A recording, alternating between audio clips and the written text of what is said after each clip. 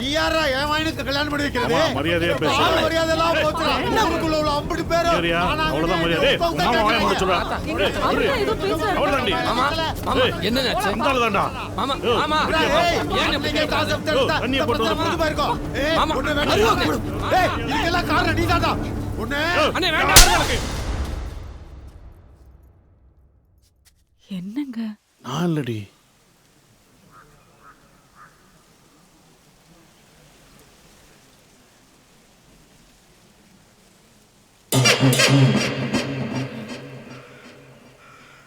மாமா தெரியாம அடிச்சுட்டி மாமா. நீங்க கருணானவை பார்த்து அடிக்க கை நீட்டினீங்களா? அந்த பதட்டத்தை பாத்தீங்களா?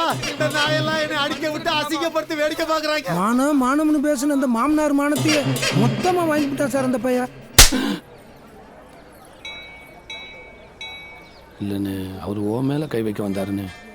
அதுக்கு அவர் மேல கை வைப்பியா? இல்லைன்னு இருந்தாலும் அவரே மாமாடா. கண்ணு முன்னாடி நிக்காத போ. சரிண்ணே.